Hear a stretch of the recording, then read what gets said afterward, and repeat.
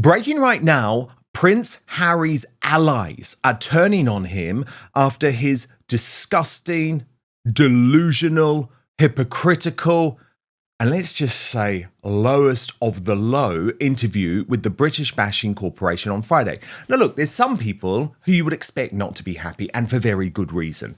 Piers Morgan, for example, when he saw that Meghan had posted this new photo of Prince Harry with the children after the royal backlash, posted, "I do wish they'd stop invading their children's privacy."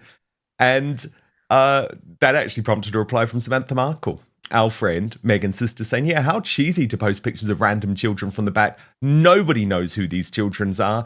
It's not exploitation. It's not evidence. It's not anything because you have no faces to verify who they are. I think all of the hype is just psychotic. Nobody cares."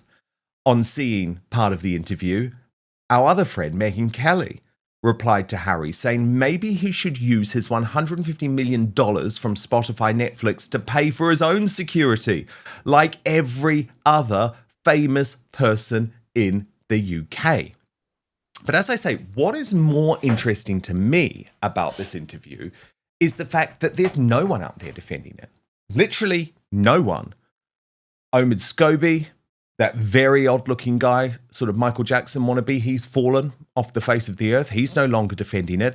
And the people who you would expect in the past to have been the first to beat the drum for Harry and Meghan, including Tina Brown, Chris Shipp, Tom Bradby, Aisha Hazarika, they are not only saying nothing, they are criticising Prince Harry.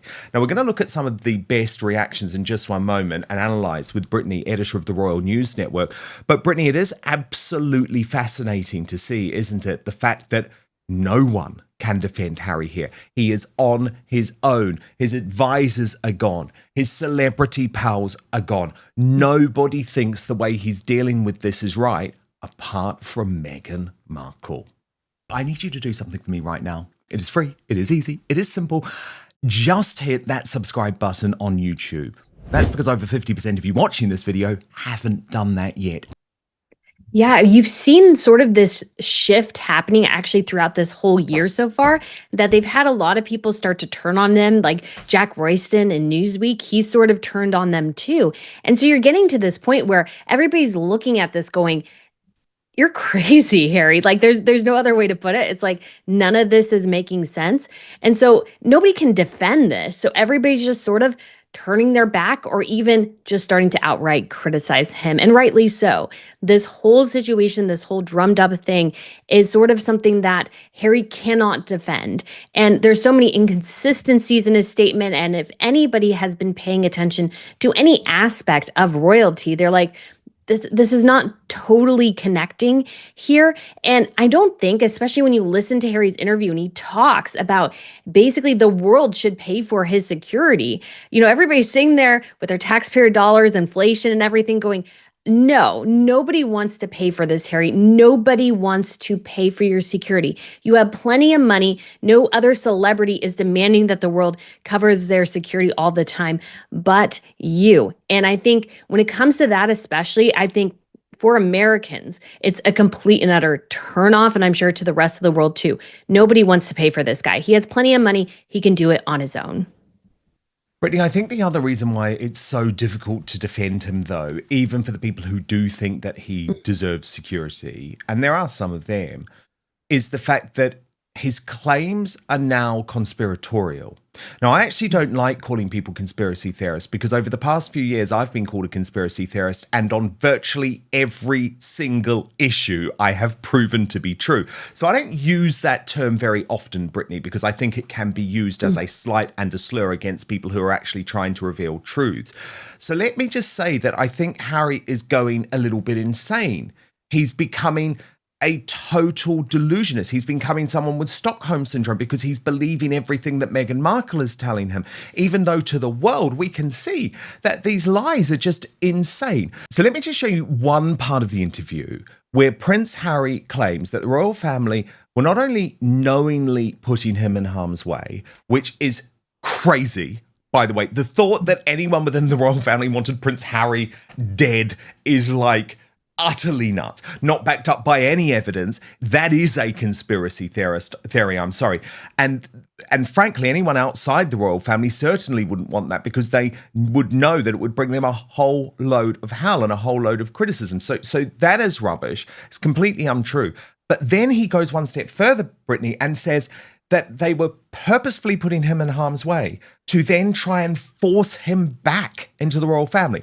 Now, you know, Brittany, I did more reporting than anyone over this time. I broke the story of Megxit. The idea that anyone within the royal family wanted Prince Harry to return after 2020 is for the birds. If you're starting at that point, there's no way to get to a reconciliation. Mm-hmm. Just say sorry.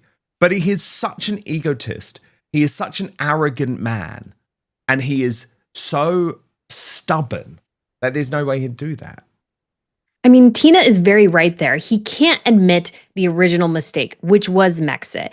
And in regards to security, what they were explaining to him was basically cause and effect. So you caused X and the effect is Y. And so all of us know it's not as common anymore, but if you have a company car and you leave that company, you don't get to keep the company car unless you start paying for it yourself. That's how this works. It's not a difficult concept. And so they were simply telling him, if you make this decision, it's going to cause us to make this decision. And he's still mad about that. And what you see as well, the Times was very apt. They had a source close to Charles that said that basically that Harry is always seeing conspiracies when things don't go his way. And we totally see this play out.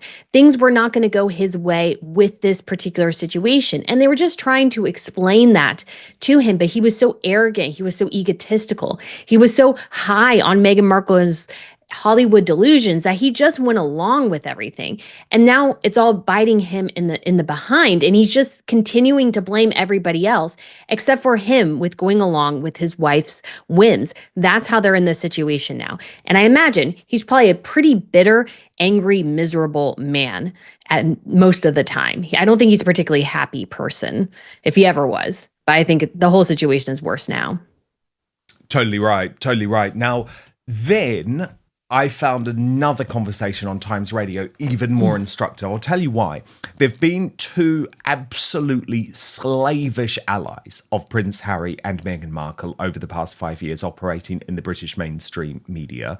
And they are Chris Shipp of Woke ITV and a woman called Aisha Hazarika, who's a Labour peer. But if you look at this picture here, she's actually sitting next to Prince Harry. She was brought into the fold. She presented a Travelist event. And at every turn, Brittany, Aisha Hazarika and Chris Shipp have found a way to defend Prince Harry and Meghan Markle. They've become effectively client journalists, a bit like Omid Scobie, but operating from a more credible space because they're on more credible platforms.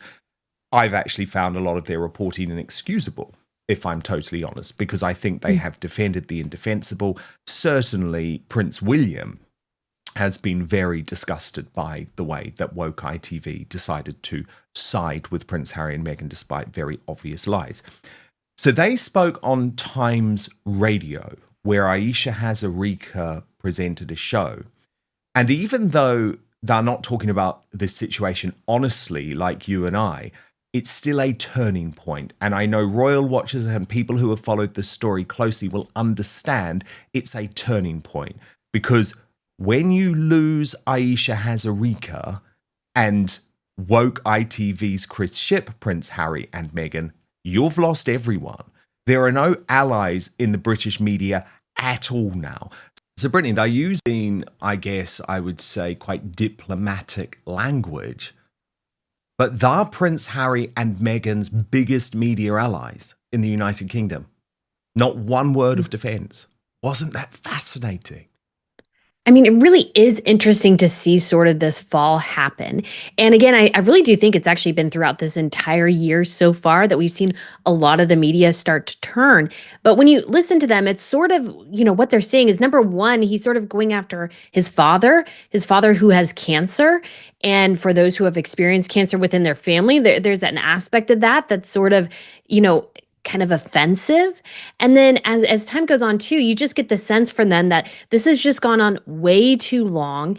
At this point, it's an obvious state issue that Charles can't really intercept in. And so I think people are coming to this reality and awareness more and more of that Harry is just simply delusional. And there's only so much where you can get on the crazy train. And I think people are starting to slowly get off it because they're like, oh, this is not going the way that we wanted to. And to be attached to Harry is to be attached to the insanity. And I think people are starting to, even their staunchest allies are starting to back away. Because we also know somebody maybe in our family who will talk on social media and share the family's dirty laundry. And everybody kind of doesn't like that either. So Harry is really going down this path where he's starting to offend a lot.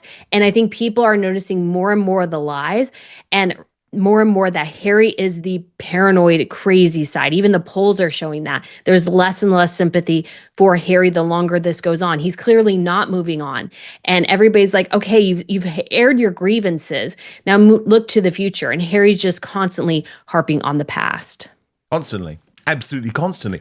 And it actually posed another fascinating question and exchange between Aisha Hazarika and Chris Shipp, where she's trying to be diplomatic, and what she's looking for is an excuse for Prince Harry. So she's like, who's advising them, hoping that Chris Shipp is going to say, oh, yeah, they've got to stop listening to this crazy woke American PR agency. But all Chris Shipp can say is, it's up to them. It's him, Brittany.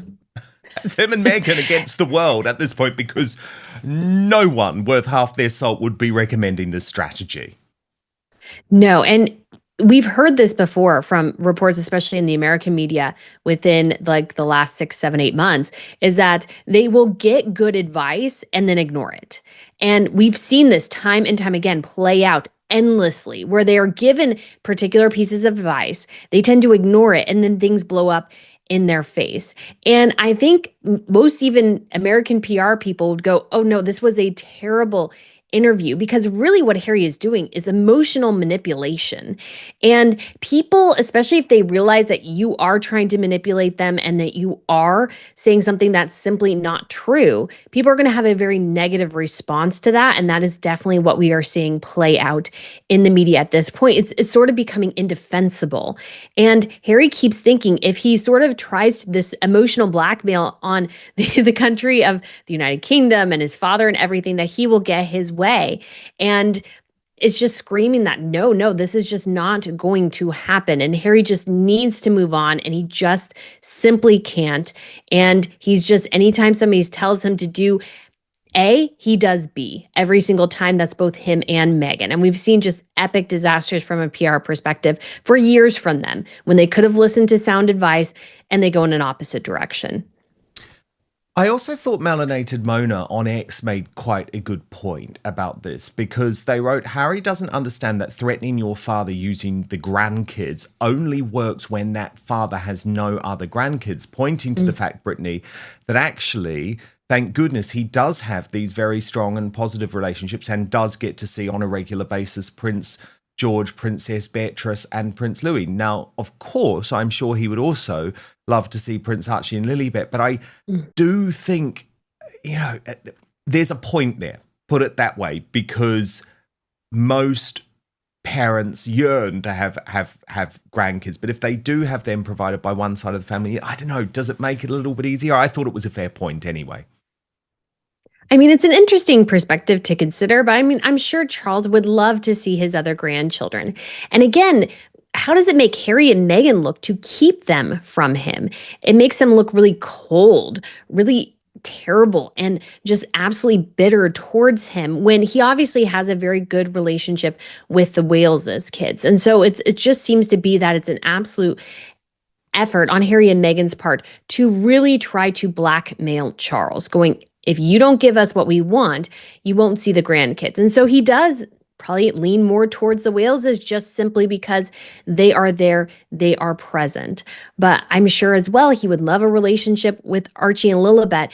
And just think of Harry in, let's say, a couple years, what happens to Charles, and he gets ill, and then Harry never makes amends and there's no reconciliation. His kids don't know his grandfather. Harry will burden himself and his children with a lifetime of regret over just simple hubris. If he just could let it go and sort of try to make amends privately instead of just trying to demand publicly to get reconciliation, then he may be able to salvage a relationship with his father, probably not as much his brother.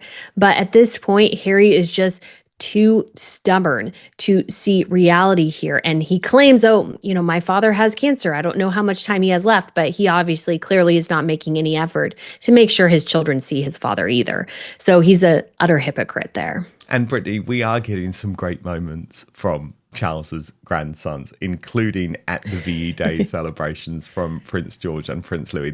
Louis cheeky, and we love that, like Harry used to be. So you've got to watch this moment. So you'll see that George, it's windy, so George plays with his hair and he's just sort of putting it off his face. And then Louis mocks him, and look at that death stare. Let's just look at that once more, Brittany, because it's so cute. Oh, that's so awesome. See, I just love the death stare from George, like, don't you embarrass me, matey boy. Brilliant. And the point is, Charles gets to spin those lovely moments, doesn't he? Now, Brittany, Harry going to Vegas at this point, like, these are not the headlines you want. Surely, what are we to expect? None of this, I imagine, right? He's going to be careful this time. Oh, man, we will see. But that is just sort of a funny story. And again, he's going there on Archie's birthday. So I'm curious if he's flying there and back in a day or not, because he made a big old fuss about having to get home for Archie's birthday for his father's coronation. So now 2 years later, he purposely misses his son's entire birthday.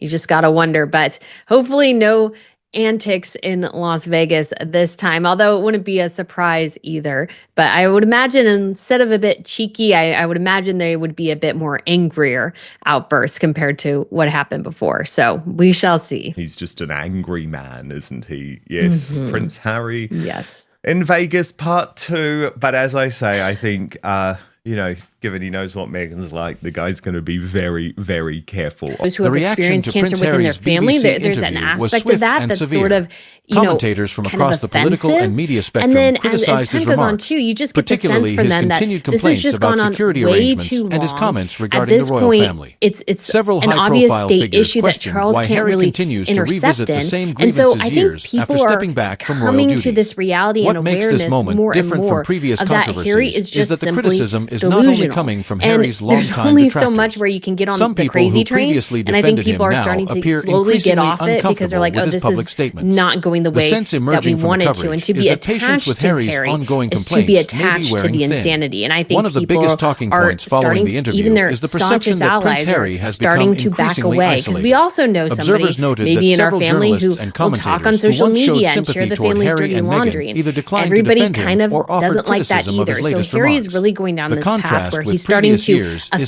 significant. lot. And I During think the early people are years noticing following more their and more departure of the from royal lies. life, And Harry and more and Meghan more that enjoyed Harry considerable is the support from paranoid, various media crazy figures side. and Even the celebrity polls are allies. showing that. There's Now, less and however, less the sympathy mood for appears to Harry have the shifted. longer this goes on. Whether He's this clearly represents not a moving temporary on. reaction And or a more everybody's like, permanent okay, change in you've public aired your perception remains to be grievances. seen. Now But it look has to the undoubtedly future. And fueled the Harry's just narrative that Harry constantly is harping on increasingly the on his own. past.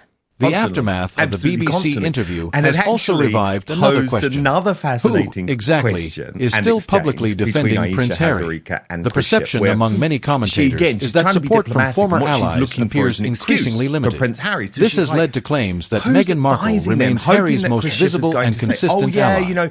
Of course, they've got to supporters stop of the couple listening to would this argue that they crazy continue to have a woke loyal American fan PR base agency. and that public But all- criticism does all not Chris Ship necessarily is reflect private is- support. Nevertheless, up to the them. image emerging from the latest media coverage is one of a prince who appears increasingly isolated from both his family and many former defenders. Prince Harry's latest BBC interview has once again placed him at the center of a major controversy. Questions surrounding security, reconciliation, trust, and his relationship with the royal family continue to dominate headlines. But perhaps the biggest takeaway from the reaction is the growing perception that Harry's support network has dramatically shrunk. Whether this interview marks another temporary storm or a turning point in public opinion remains uncertain. What is clear is that the debate surrounding Prince Harry and Meghan Markle shows no signs of slowing down. What do you think? Has Prince Harry become increasingly isolated, or is he simply continuing to stand by his convictions despite criticism? Let us know your thoughts in the comments below. If you enjoyed this analysis, please like, subscribe, and turn on notifications so you never miss our latest royal news and commentary. Thank you for watching, and we'll see you in the next video.